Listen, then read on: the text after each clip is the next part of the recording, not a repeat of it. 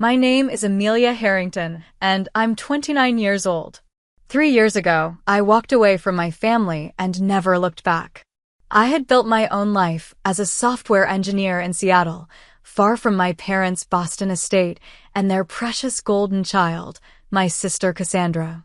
Then came the call that changed everything. My parents had died in a car accident, and their lawyer needed me at the reading of the will. I almost didn't go.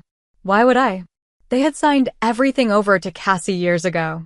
Or so I thought. Before I tell you how I walked into that lawyer's office and changed my life forever, drop a comment letting me know where you're watching from, and hit subscribe to join my journey of reclaiming what was rightfully mine. Growing up in suburban Boston, I never wanted for material things.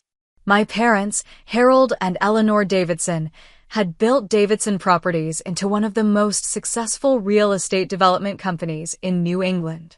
Our 5-bedroom colonial sat on 3 acres of manicured lawn. We had a pool, tennis court, and even a small guest house. From the outside, we were the picture-perfect American family. But inside those walls, the dynamic was always clear. Cassandra, my sister who was 2 years older than me, was the star. The favorite. The chosen one. It started with small things. At Christmas, Cassie would get the expensive doll she'd been begging for all year, while I received educational toys my parents thought would develop my potential. On birthdays, Cassie's parties were elaborate affairs with pony rides and professional entertainers. Mine were modest gatherings with a simple cake and a few friends from school. "We're just respecting your different personalities," Mom would say when I asked why Cassie's 10th birthday involved renting out an entire skating rink while my 10th was celebrated with pizza in our kitchen. "Cassie needs more social stimulation. You're more introverted." That was their explanation for everything. Different personalities, different needs, different potentials. In 3rd grade, I won the regional spelling bee, beating kids 3 grades above me. My parents attended but left immediately after to get to Cassie's soccer game. "It's just a spelling contest," Dad said. "Cassie's team is counting on her." When I brought home straight A's, the response was always, "That's expected of you, Amelia." When Cassie managed to pull a B- in algebra after nearly failing, my parents took her out for a celebratory dinner at the city's finest restaurant.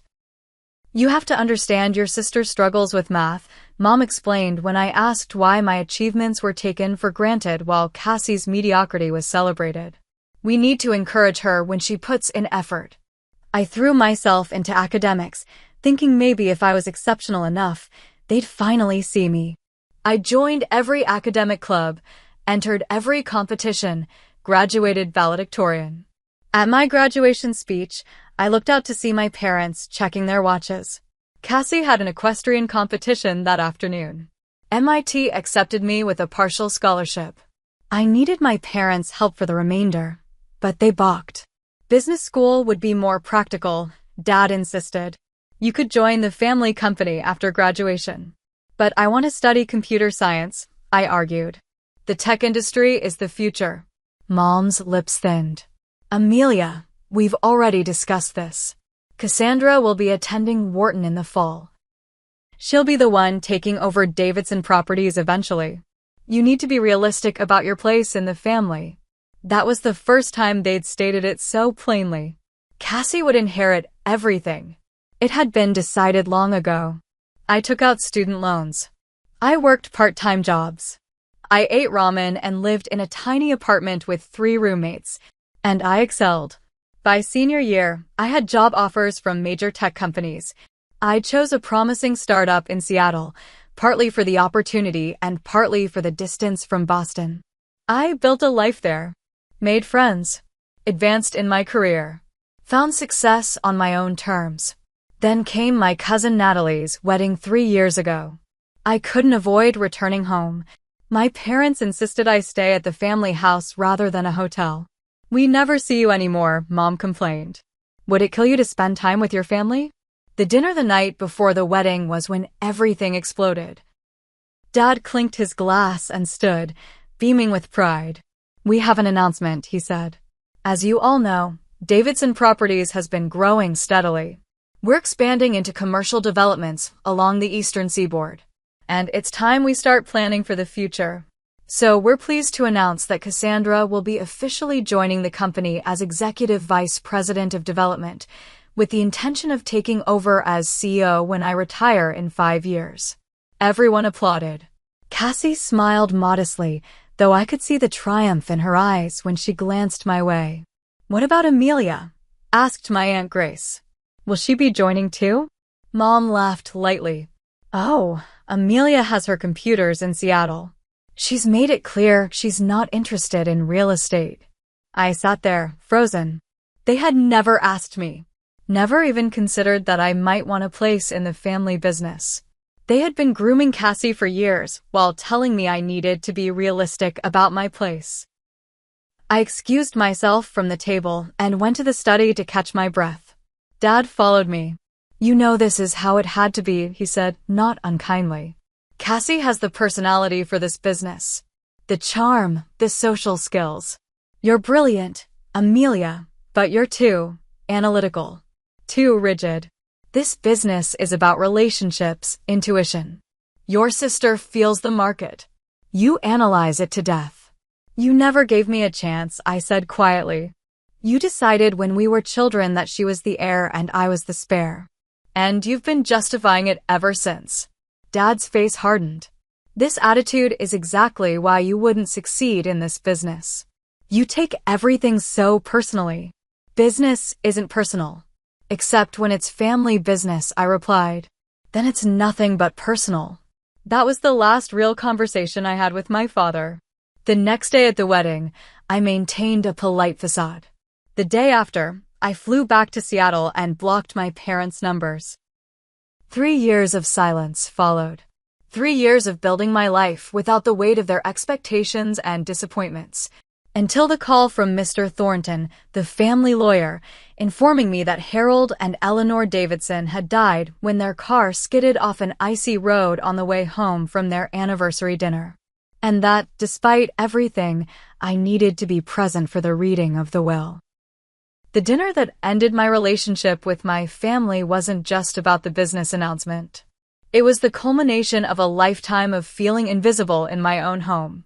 After Dad followed me to the study and told me I didn't have what it took to succeed in the family business, Cassie appeared in the doorway, champagne flute in hand. "Don't be dramatic, Amy," she said, using the nicknames she knew I hated. "It's not like this is a surprise to anyone. I've been interning at the company since high school."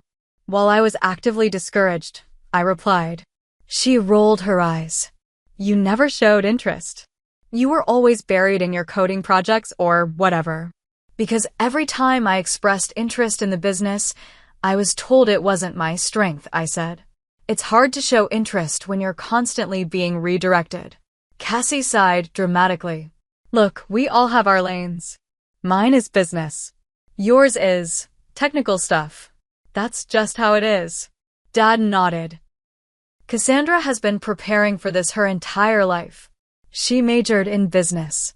She has the right connections. She understands how things work in our world." "Because you gave her those opportunities," I said. "You sent her to cotillion and country club events. You introduced her to your business associates. You took her to development sites. You never once offered me those same chances." Mom had entered the room by then. "Amelia, please. You're making a scene. This is Cassandra's moment. Can't you just be happy for your sister?" That was always the refrain. Be happy for your sister. Don't overshadow your sister. Don't make this about you. I looked at the three of them standing there, Dad irritated, Mom worried about appearances, Cassie smugly triumphant, and something inside me finally broke. "I'm leaving," I said quietly. "Don't be ridiculous," Mom said. "The wedding is tomorrow." "I'll be at the wedding. I'll smile for the photos. I'll toast the happy couple. And then I'm done. I'm done pretending we're a loving family when I've never been more than an afterthought to all of you. Now you're just being childish," Dad snapped. "No, I'm finally being honest. You've made your choice clear. Cassie gets everything, the attention, the opportunities, the business, probably eventually this house. Fine. She can have it all. But she doesn't get to have me too. I won't stick around to watch the Cassandra show anymore. I walked out of the study and up to my old bedroom. The next day, I fulfilled my obligations at the wedding. I hugged the bride, danced with my cousins, and avoided my immediate family as much as possible. The day after, I was on a plane back to Seattle. Mom called and left tearful voicemails for a few weeks. Dad emailed a terse message about taking time to cool off. Cassie sent a text that read, "Way to make everything about you, as usual." I changed my phone number. I created email filters to send their messages to a folder I never checked. I threw myself into my work and tried to rebuild my life without the shadow of familial disappointment hanging over me. My friend Diane became my support system in Seattle. She invited me to holidays with her family. Her husband Patrick taught me to rock climb, a hobby I discovered I loved. I built a chosen family around me of people who valued me for exactly who I was. Sometimes news would filter through to me. A mutual friend mentioned Cassie's promotion. An old classmate congratulated me on my parents' new development project. I nodded and changed the subject. The strangest part was discovering, through an accidental run-in with my mother's cousin at a conference in San Francisco, that my parents had been telling people I had moved on from the family. "They said you found the family business too constraining," she told me, looking uncomfortable. "That you needed to forge your own path and didn't want the burden of family expectations. Eleanor said you're very independent and they're respecting your space." They had rewritten our estrangement as my choice. My rejection. They'd turned themselves into the understanding parents, giving their wayward daughter room to find herself. I laughed bitterly that night in my hotel room. Of course they had. Anything to maintain the facade of the perfect family.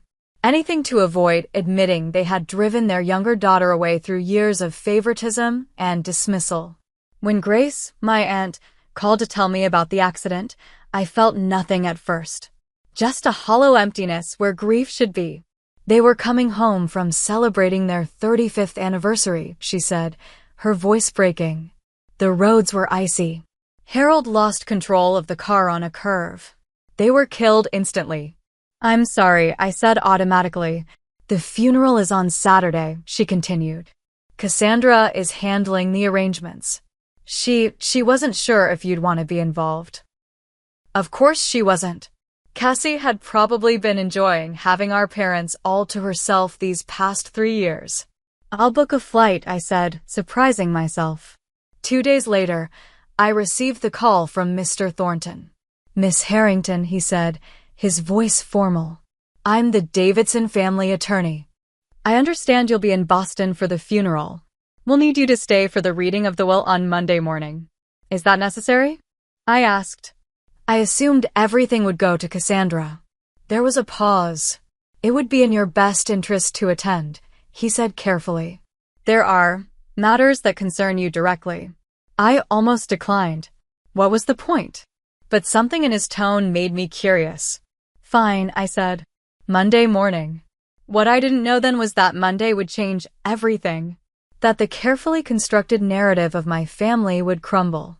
That the truth my parents had hidden for years would finally come to light. And that I would walk into that lawyer's office and watch my sister's smug smile disappear as her carefully laid plans fell apart. Landing in Boston felt like stepping back in time. The familiar skyline, the distinctive accent of the taxi driver, even the particular quality of the winter light, it all brought memories flooding back, both good and bad. I had declined to stay at the family home, despite Aunt Grace's insistence. Instead, I was staying with Diane's parents, who still lived in the suburb where we grew up. They welcomed me with quiet sympathy and gave me space to process my complicated emotions. "You can stay as long as you need," Mrs. Bennett said, showing me to their guest room. "We always thought of you as another daughter."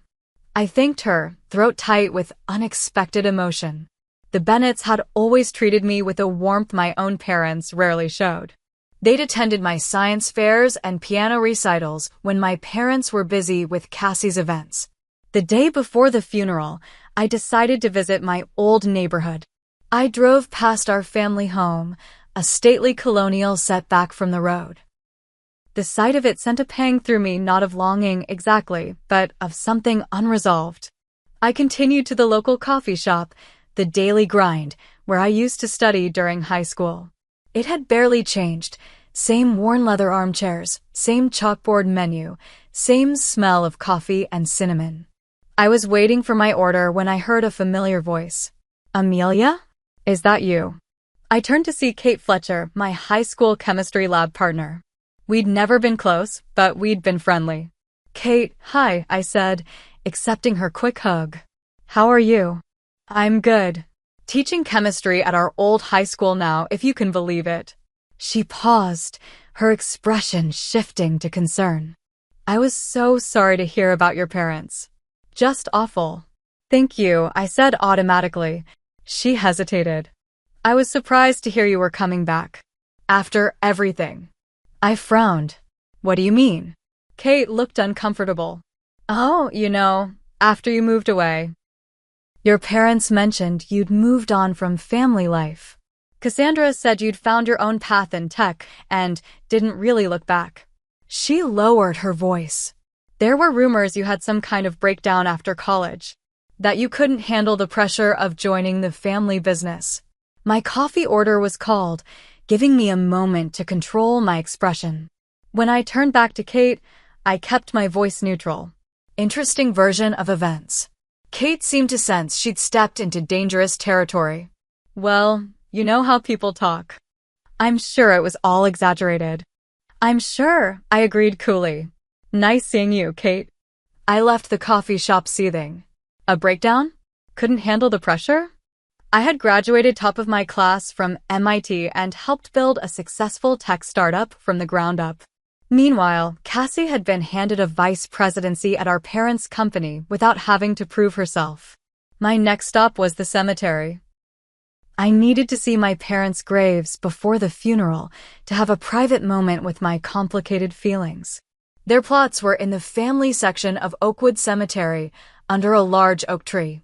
The freshly turned earth was covered with flowers, roses, my mother's favorite. I stood there, waiting for grief to hit me. Instead, I felt anger, regret, and a profound sense of loss, not just for their deaths, but for the relationship we never had. I wish you had seen me, I whispered. Really seen me. They did, in the end. I whirled around to see an elderly woman standing nearby. It took me a moment to recognize Martha Winters, my parents' longtime housekeeper who had been more of a grandmother to me than either of my actual grandmothers. Martha, I said, moving to hug her. Her familiar scent of lavender and lemon brought tears to my eyes. My dear girl, she said, patting my back. I've missed you terribly. What did you mean they saw me in the end? I asked as we sat on a nearby bench. Martha looked toward the graves. Your father changed in these last months. He was looking through old family albums, watching videos of you as a child. He kept saying he'd made mistakes. I swallowed hard. Did he reach out to me? He said he tried, Martha replied. But you changed your number. He sent letters. I never received any letters, I said, frowning. Martha's expression turned thoughtful. That's strange. He gave them to Cassandra to mail since she said she had your address. A chill ran through me. Cassie said she had my address? Yes. She told your parents you were moving around a lot in Seattle, changing apartments. That they needed to send things through her. I hadn't moved once in 3 years. My address was easily findable online. My company's website listed me in our team section. Martha, did my parents change their will recently? I asked suddenly. She looked surprised. I couldn't say for certain. But your father was meeting with Mr. Thornton quite a lot in the months before the accident. And once, I overheard him on the phone saying something needed to be made right. As I drove back to the Bennetts that evening, my mind was racing. Could my parents have had second thoughts about cutting me out? Had Cassie been intercepting their attempts to reconcile? I stopped at a red light and noticed I was near our old house. On impulse, I turned down our street and parked across from the property. The lights were on downstairs. Cassie was probably there, preparing for the funeral. As I sat watching the house, a car pulled into the driveway. Cassie emerged from the driver's side, followed by her husband Jacob from the passenger side. They were laughing about something as they walked to the front door. Just before entering, Cassie paused and looked directly at my car. Even from this distance, I could see her smile fade as she recognized me. She said something to Jacob, who glanced over with a frown. Then they went inside, closing the door firmly behind them. That night, I couldn't sleep. I kept thinking about Martha's words. Your father changed in these last months. He was looking through old family albums. He kept saying he'd made mistakes. I got up and dug through my suitcase until I found the one family photo I'd kept after the estrangement, a picture from a vacation in Maine when I was 12. In it, we're all smiling on a sailboat, the wind whipping our hair, my father's arm around my shoulders. I stared at that image for a long time, trying to reconcile it with the man who told me I didn't have what it took to join the family business. The man who had chosen Cassie over me at every turn. But as I studied his face in the photo, something caught my eye. Behind us, barely visible in the marina, was a sign, Davidson Landing. I'd forgotten about that place. A small marina development my grandfather had started, the project that launched Davidson Properties. Why did that feel important? I couldn't put my finger on it, but something about it nagged at me as I finally drifted off to sleep. The next morning would be the funeral. And the day after that, I would sit in Mr. Thornton's office and learn exactly what my father had meant about making things right. The funeral was exactly as I expected, a carefully orchestrated display of Boston's elite paying respects to two of their own. Cassie gave a tearful eulogy about our close-knit family and how our parents had always supported both their daughters in finding their unique paths. I sat in the front row, my face a neutral mask, as she rewrote our family history for public consumption. I didn't speak. I accepted condolences with quiet dignity. I avoided being alone with my sister. And as soon as it was socially acceptable, I left the reception at the house and returned to the Bennetts. That evening, Mr. Thornton called. Miss Harrington, I wonder if you might come to my office tomorrow morning, before the official will reading. There are some matters I'd like to discuss privately. What kind of matters? I asked. It would be better to discuss in person, he replied. Shall we say 9 o'clock? The full reading is scheduled for 11. I agreed, curiosity overcoming my reluctance to spend more time than necessary on family business. The next morning, I arrived at Thornton Legal precisely at 9. The receptionist showed me directly to Mr. Thornton's office, a wood-paneled room lined with law books and smelling of leather and lemon oil. Edward Thornton had been my family's attorney for as long as I could remember. He was in his 60s now, his hair completely silver, but he still had the same piercing blue eyes and measured way of speaking. Amelia, he said, rising to shake my hand. Thank you for coming early. Please sit down. Once I was seated, he removed his glasses and looked at me directly. I wanted to speak with you privately because what will transpire at the official reading may come as a shock to some parties. I thought it fair to prepare you. Prepare me for what? I asked. I'm not expecting anything from the estate. That's precisely why we need to talk. He opened a drawer and removed a thick folder. Are you familiar with your grandfather's original trust conditions for Davidson Properties? I shook my head. My grandfather died when I was 3. I know he founded the company, but not much else.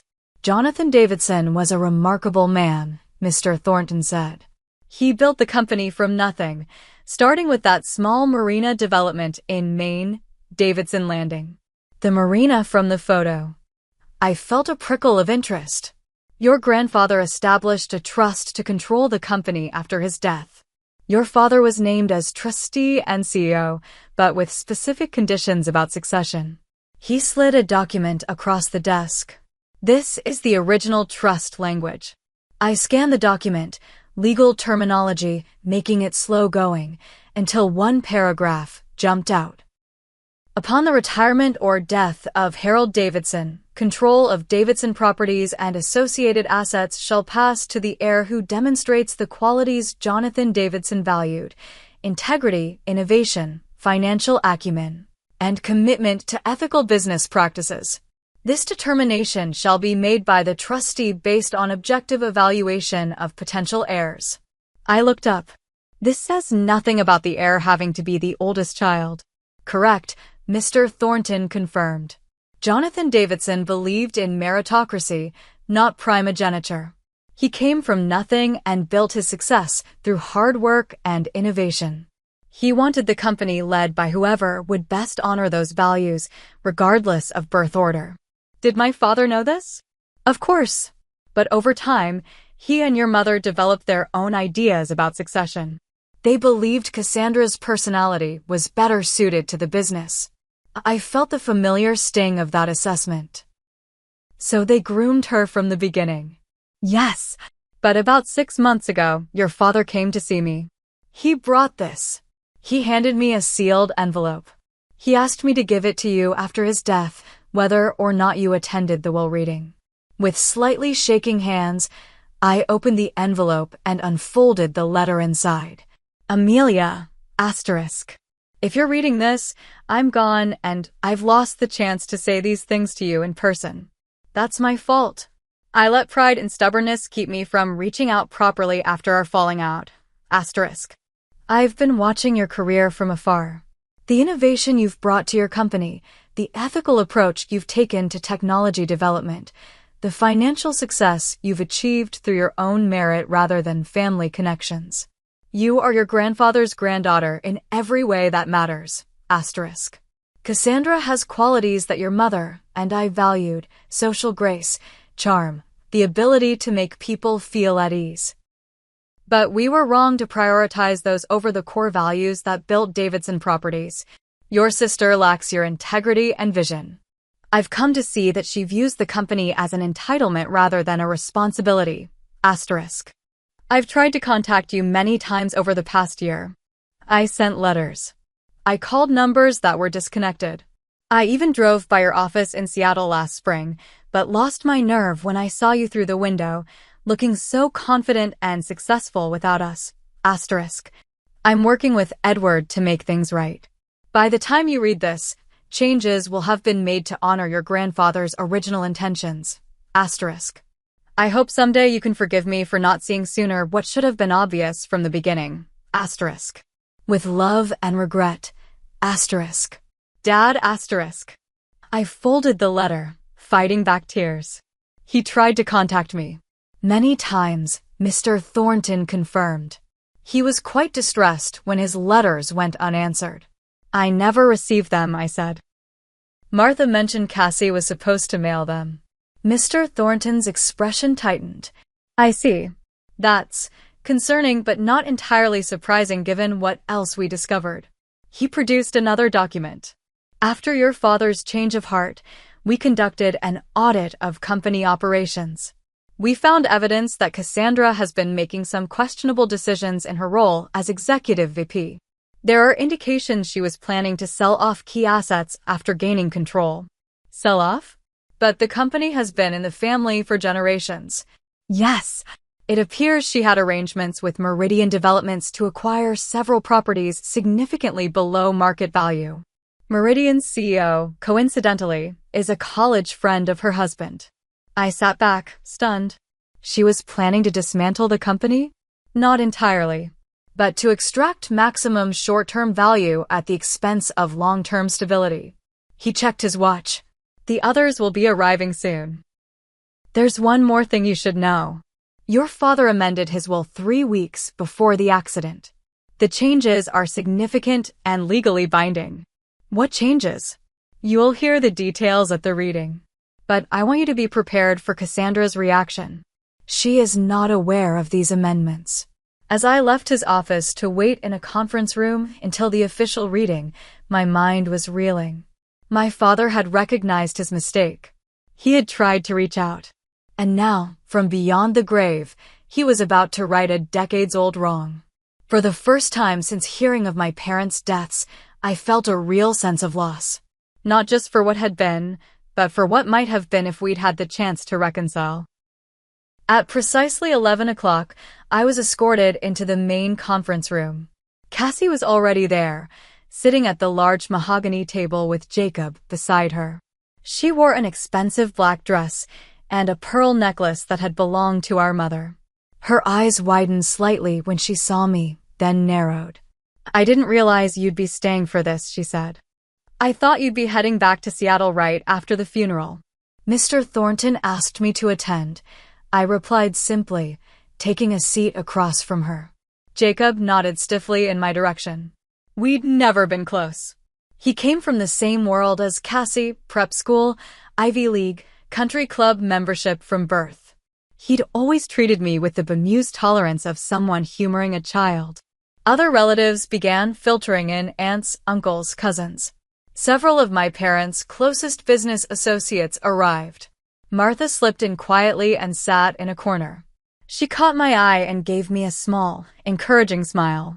At 11:15, Mr. Thornton entered with two colleagues carrying stacks of documents. He expressed condolences again, then launched into the formal legal proceedings. "We are gathered for the reading of the last will and testament of Harold Jonathan Davidson and Eleanor Winters Davidson," he began. "Before I proceed, I must note that this document was amended 3 weeks prior to the decedent's passing. The amendment was properly executed and witnessed, and is legally binding." I noticed Cassie sit up straighter, her brow furrowing slightly. This was news to her. Mr. Thornton began with minor bequests, jewelry to cousins, art to museums, charitable donations. Cassie relaxed as these proceeded without surprises. She even smiled smugly when Mr. Thornton announced she would inherit the family home and its contents. Then came the business interests. Regarding Davidson Properties and all associated business entities, Mr.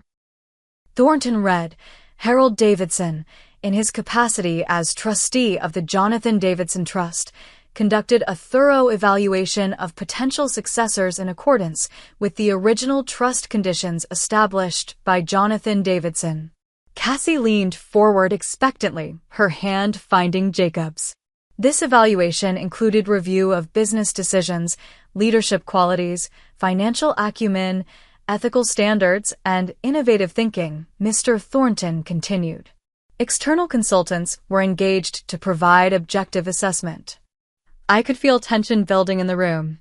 Cassie's expression remained confident, but Jacob was beginning to look concerned.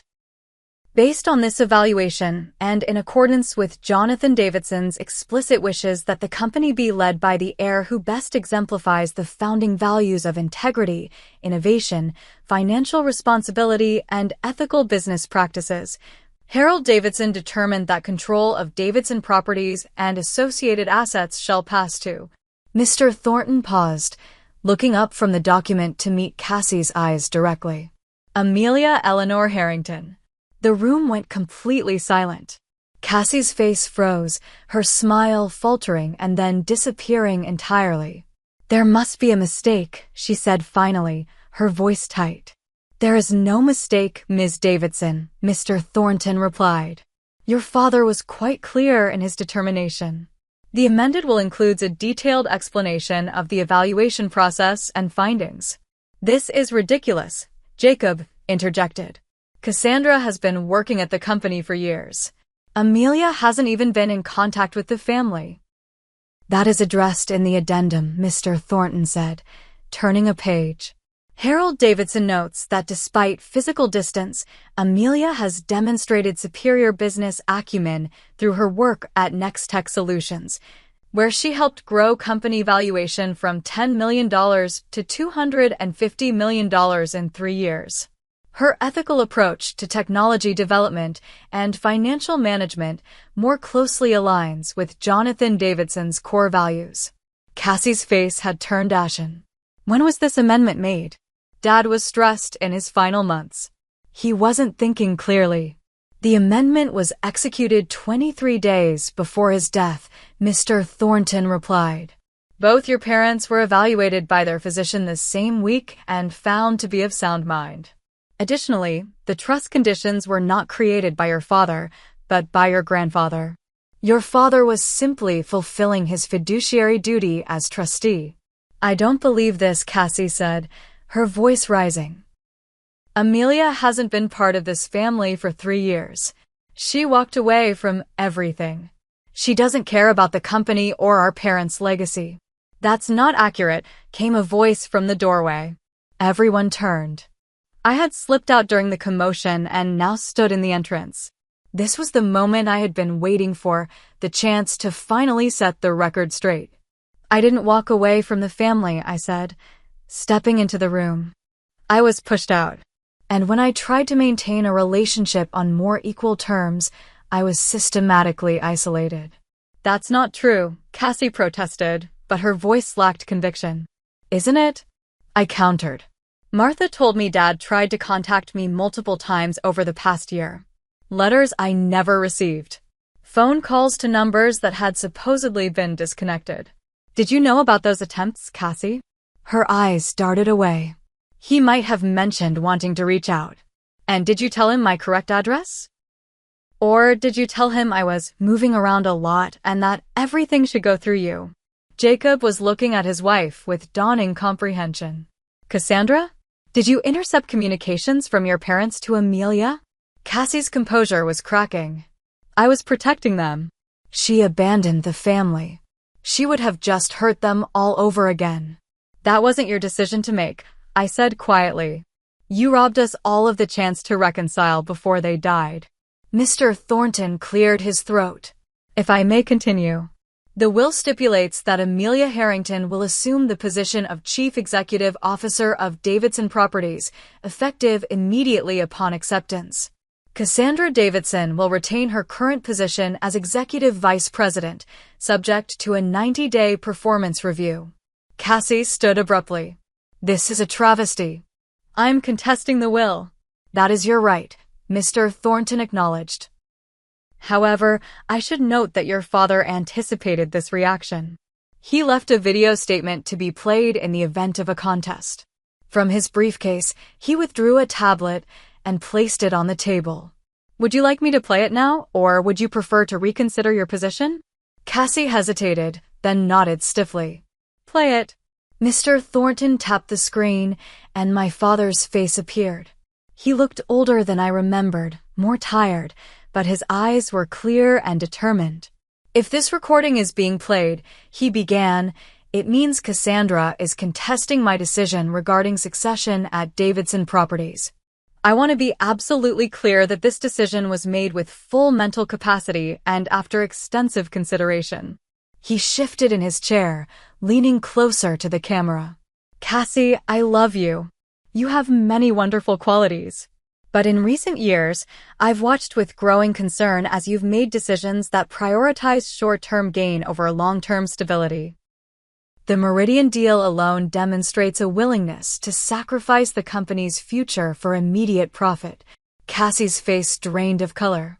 Amelia, if you're watching this, I hope you can forgive an old man's stubbornness. I should have seen years ago what's so clear to me now. You are your grandfather's true heir in spirit and capability. He looked directly into the camera, his expression resolute. My decision stands. It is legally sound and ethically right. It honors Jonathan Davidson's wishes and secures the future of the company he built. The recording ended. The room remained silent for several long moments. Finally, Cassie gathered her purse and stood. This isn't over, she said, her voice shaking with anger. Come on, Jacob. As they headed for the door, Jacob hesitated. He turned back to me with an uncomfortable expression. For what it's worth, I didn't know about the intercepted letters. That was wrong. After they left, Mr. Thornton continued with the remaining provisions of the will. I barely heard him. My mind was reeling from everything that had transpired. My father's belated recognition. My sister's betrayal. The company that was now improbably mine to lead. When the reading concluded and the room cleared, I remained seated, staring at the now dark tablet that had held my father's final message to me. He really did try to make things right, Martha said softly, coming to sit beside me.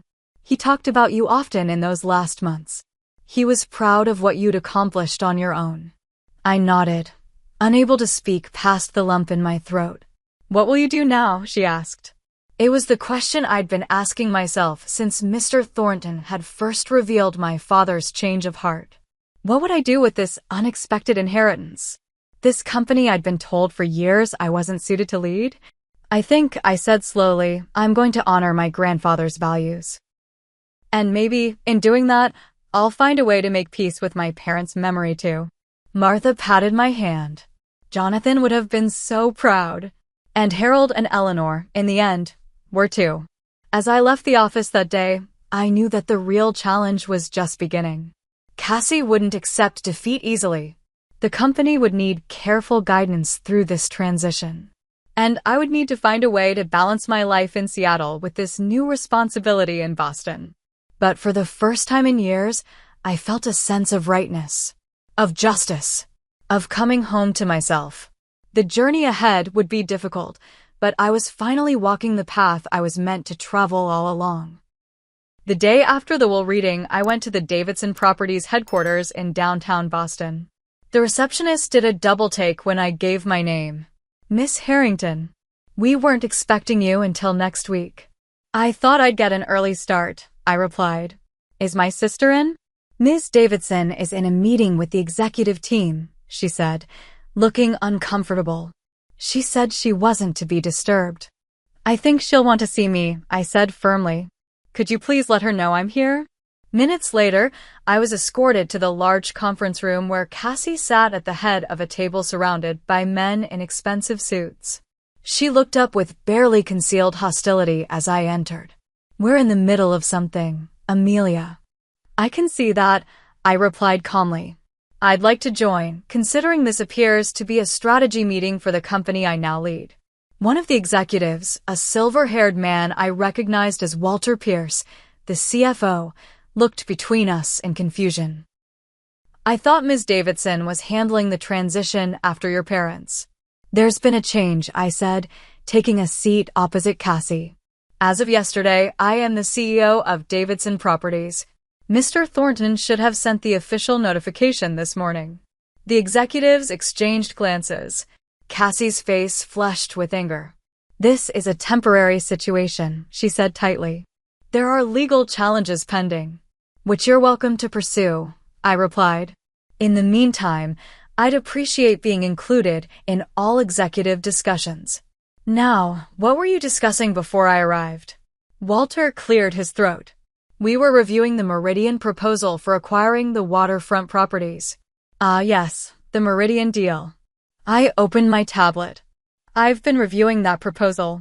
Selling those properties at 20% below market value seems questionable at best, especially given Jacob's connection to Meridian's CEO. The room went silent. Cassie's eyes narrowed dangerously. That's a serious accusation, she said. It's not an accusation, it's an observation based on the documents Dad included with the amended will. Perhaps you'd like to explain the business rationale. She couldn't, of course. After an awkward attempt to frame it as a strategic partnership, she abruptly ended the meeting. When everyone else had filed out, she turned on me. You have no idea what you're doing. You're going to destroy everything our parents built. That's ironic, coming from someone who was planning to sell off key assets to her husband's friend at a discount. Those deals were more complex than they appeared on paper. There were considerations you don't understand. Then explain them to me, I challenged. Because from where I'm sitting, it looks like you were preparing to cash out as soon as you had control. She didn't answer directly. Instead, she gathered her papers with sharp, angry movements. This company has been my life for 10 years. You can't just walk in and take over. I didn't just walk in, I countered. Dad made this decision after careful consideration. After evaluating both of us against grandfather's criteria, Dad was confused and guilty in his final months. You have no idea what he was like after you left. I would have if you hadn't intercepted his attempts to contact me. Her expression flickered. I was protecting him. You were protecting yourself, I said quietly. You knew if we reconciled, your position as sole heir might be threatened. She slammed her portfolio shut. You always thought you were so much smarter than everyone else. So superior. That's why you never fit in. I didn't fit the mold you and our parents created, I corrected. That's different from not fitting in. Before she could respond, there was a knock at the door. Mr. Thornton entered, looking grave. I apologize for interrupting, he said. But there's a matter that requires immediate attention. He placed a folder on the table. These documents were in your father's personal safe. I've only just accessed them. I opened the folder to find a series of emails and financial records. As I scanned them, my blood ran cold. Cassie, what is this? I asked, looking up at my sister. Her face had gone pale. Where did those come from? Your father's records, Mr. Thornton replied. He appears to have been conducting his own investigation in the months before his death. The documents detailed a pattern of financial mismanagement under Cassie's direction. Inflated expense reports, consulting fees to shell companies that traced back to Jacob's family. Most damning of all, evidence she had been secretly negotiating with competitors to sell company assets. You weren't just planning to sell parts of the company, I said, the truth dawning on me. You were already doing it, piece by piece, right under Dad's nose. It wasn't like that, she insisted, but her voice lacked conviction. Then what was it like? I demanded. Because these records suggest you've been systematically undermining the company for your own benefit. She looked away. The business model was outdated. Jacob and I had ideas for modernizing, but Dad wouldn't listen. He was stuck in the past. So you went behind his back. We did what was necessary. Mr. Thornton cleared his throat. Ms. Davidson, these actions potentially constitute breach of fiduciary duty. Your father was preparing to remove you from your position entirely when the accident occurred. That revelation hung in the air between us. Not only had Dad recognized I was better suited to lead the company, he discovered Cassie was actively undermining it. The door opened again, and Jacob entered. The board members are arriving for the emergency meeting, he said, then stopped short when he saw Mr. Thornton. What emergency meeting? I asked. Cassie straightened, composing herself. I called the board to vote on contesting the will and maintaining current leadership during the legal challenge. That won't be necessary, came a voice from the doorway. Walter Pierce stood there with several other board members behind him. We've reviewed the documents Mr. Thornton sent over this morning. The amended will, the evaluation process, and, most concerning, the evidence of financial irregularities under the current executive leadership. Jacob paled. What evidence? Walter placed another folder on the table. Our own audit team has been investigating concerns for months. Your father authorized it, Amelia, though you wouldn't have known. The findings align with the documents in his personal records. He turned to Cassie. The board has voted unanimously to uphold Harold's final wishes regarding succession. Amelia will assume the role of CEO, effective immediately. Cassandra, your position will be reviewed pending a full investigation of these financial discrepancies. Cassie looked around the room, finding no allies. This is a coup, she said bitterly. My sister walks back into our lives after 3 years, and you all just hand her the keys to the kingdom? No one is handing me anything, I said firmly. Dad made his decision based on merit and evidence, just as grandfather intended. The fact that you were actively working against the company's interests only confirms he made the right choice. She gathered her things and headed for the door, Jacob following. At the threshold, she turned back. This isn't over, Amelia. Not by a long shot. After they left, the board members introduced themselves properly. Many had known me as a child but hadn't seen me in years. They expressed confidence in Dad's decision and offered their support during the transition. When everyone else had gone, I sat alone in the conference room, looking out at the Boston skyline. So much had changed in just a few days. I had come back expecting nothing and now found myself responsible for a company that employed hundreds of people and represented my family's legacy. My phone buzzed with a text from Diane. "How's it going?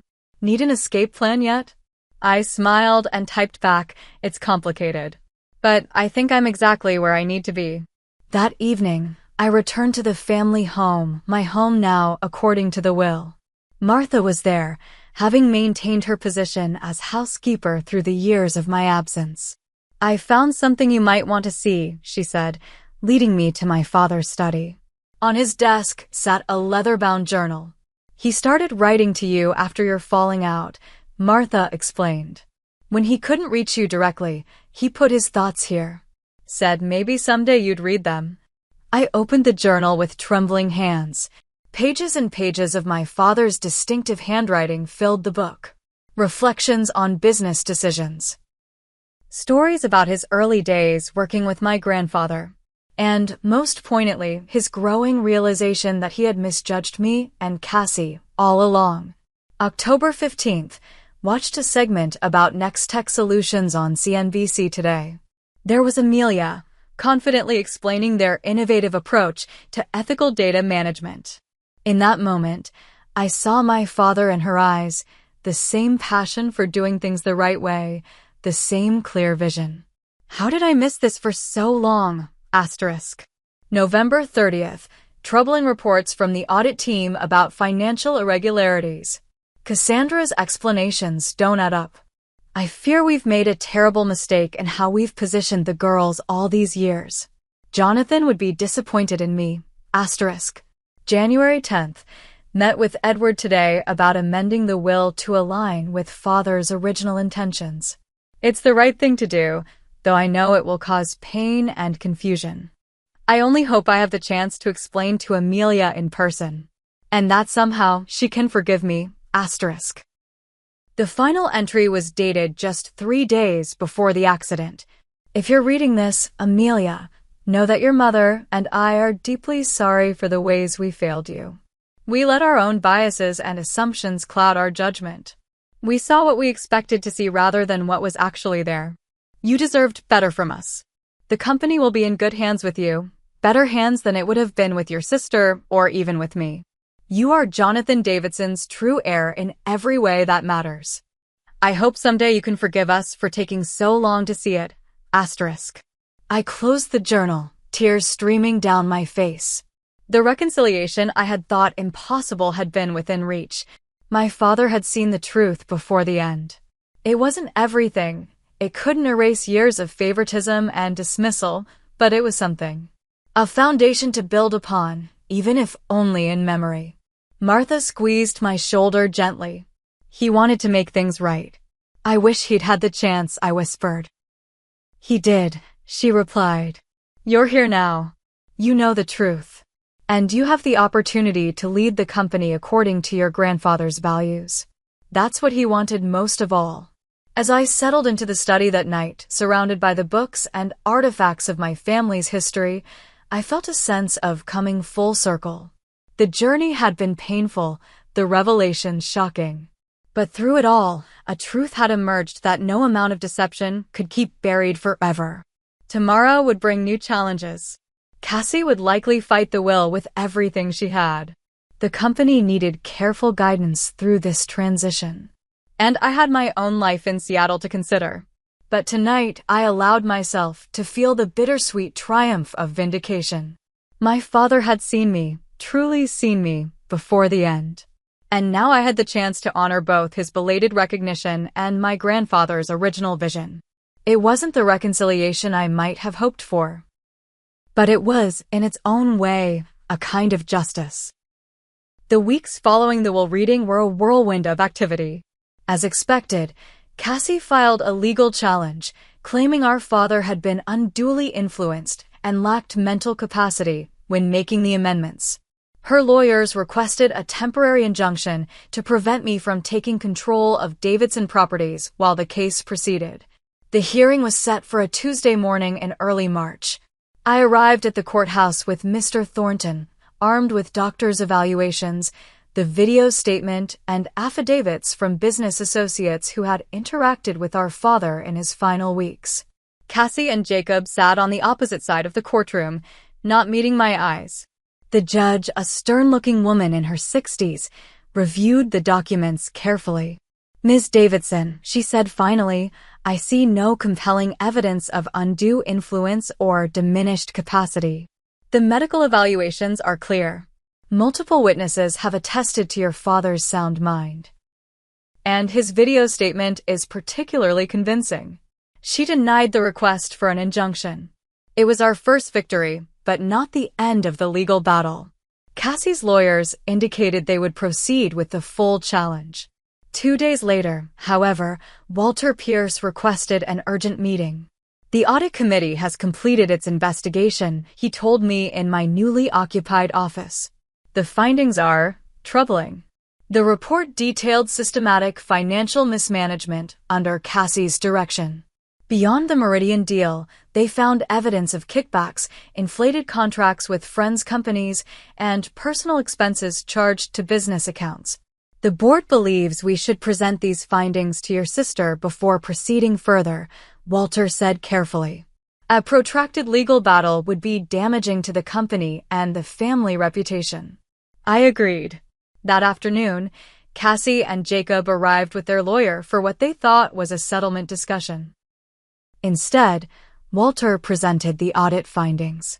As Cassie's face grew increasingly pale, he explained that if she continued her challenge, the board would be obligated to pursue legal action regarding the financial improprieties. This would likely result in criminal charges, he concluded. Her lawyer, reviewing the documents with growing alarm, whispered urgently in her ear. Jacob looked physically ill. "What do you want?" Cassie asked finally, her voice hollow. I had given this considerable thought. Despite everything, she was still my sister. And while her actions had been reprehensible, I understood the pressure she had lived under, the expectation that she would inherit everything, the fear of disappointing our parents. "I want you to drop the challenge to the will," I said. "In return, I'm prepared to offer you a position in the company, though not as executive VP. You'll work with the development team on specific projects, with oversight." Her eyes widened in surprise. "Why would you do that?" "Because despite everything, you do have skills that could benefit the company. And because I think grandfather would want us to find a way forward that honors his legacy without destroying what's left of our family." She looked away, conflict evident on her face. "And Jacob?" "That's more complicated," I admitted. "Given his involvement in the Meridian deal, I don't see a place for him in the company. But I won't pursue charges if you both cooperate fully with the financial investigation and make restitution for any misappropriated funds." Her lawyer nodded slightly, indicating it was a reasonable offer.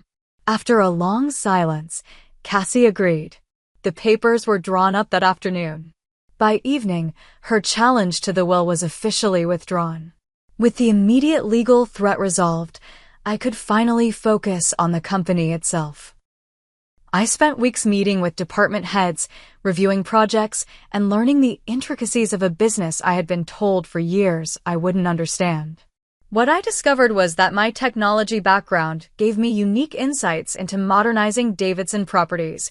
The company had been slow to adopt digital innovations that could streamline operations and open new markets. At my first board meeting as CEO, I presented a vision for the future that honored my grandfather's values while embracing 21st century opportunities. Jonathan Davidson built this company on the principle that property development should enhance communities, not exploit them, I told the board. I want to return to that foundation while using technology to make us more efficient, more responsive to market changes, and more innovative in our approach. The plan included a comprehensive digital transformation, environmentally sustainable building practices, and a commitment to affordable housing components in all new residential developments. To my surprise, the board was enthusiastic. Several members confided that they had been concerned about the company's direction under Cassie's influence. "Your father would be proud," Walter told me after the meeting. This is exactly the kind of forward thinking he was hoping for. Cassie began her new role with obvious reluctance. Our interactions were strained, but professional. Gradually, as she saw her ideas being taken seriously within the parameters of proper oversight, some of the tension eased. One afternoon, about 2 months after the will reading, she knocked on my office door. "Do you have a minute?" she asked, her usual confidence subdued. I nodded, gesturing to the chair opposite my desk. She sat, fidgeting with her watch. I wanted to say, "I'm sorry for intercepting Dad's letters, for lying about you to the family, for all of it." I studied her face, searching for sincerity. "Why did you do it?" She looked away. "I was scared. All my life, I was told I would inherit the company. It was my identity. Then Dad started talking about you, about how impressed he was with what you'd accomplished on your own. I could see him reconsidering everything. And I panicked. It wasn't a complete excuse, but it was more self-awareness than I'd expected from her." "I appreciate the apology," I said finally. "It doesn't erase what happened, but it's a start." She nodded. "Jacob and I are separating. He was a bigger part of the financial issues than I initially admitted. He pushed for the Meridian deal. Said it would set us up for life." "I'm sorry to hear that," I said, and meant it despite everything. "What will you do now?" "Focus on the work, I guess. Try to earn back some trust." She managed a small, rueful smile. "Maybe learn from my little sister for a change." It wasn't full reconciliation, but it was a beginning. A path toward healing what had seemed irreparably broken. With the family situation stabilizing, I turned my attention to balancing my new responsibilities in Boston with my life in Seattle. After much consideration, I arranged to split my time between the two cities, maintaining my role at Next Tech, while establishing a strong leadership team at Davidson Properties. 6 months after becoming CEO, I launched the Davidson Foundation, a nonprofit organization dedicated to affordable housing initiatives and community development in underserved areas. It was my way of honoring my grandfather's values while creating something new. At the foundation's inaugural event, I stood at the podium looking out at faces both familiar and new. Business associates of my parents. Old family friends. My team from Seattle who had flown in to support me. Even Cassie, sitting quietly in the back row. Jonathan Davidson believed that success in business should translate to strengthening communities. I told the audience. That profit without purpose was empty. That innovation should serve human needs, not just financial goals. The Davidson Foundation will carry those values forward into a new generation. After the speeches and the champagne toasts, I found myself alone in my father's, now Maya, study. On the desk sat my grandfather's portrait alongside a photo of my parents on their wedding day. I had added a third frame, the sailing photo from Maine, the 4 of us smiling in the sunshine before everything fractured. Martha found me there, lost in thought. "They would be proud," she said softly. "All 3 of them. Even after everything that happened?" She nodded. "Your parents made mistakes. Serious ones. But in the end, your father recognized the truth. And your mother, for all her blind spots, loved you both. She would have come around eventually." I wasn't entirely convinced of that, but I appreciated her kindness. "What about you?" she asked. "Are you finding peace with all of this?" I considered the question carefully. "I'm getting there. The company is thriving. The foundation is launching. Cassie and I are working on it." I smiled slightly. It's not the life I imagined for myself, but maybe it's the one I was meant to have all along. Martha squeezed my hand. "Your grandfather used to say that the most important legacy isn't buildings or bank accounts. It's the difference you make in people's lives. You're honoring that legacy beautifully." As she left me to my thoughts, I turned to the window overlooking the Boston skyline. The city lights twinkled in the gathering dusk, a constellation of possibilities.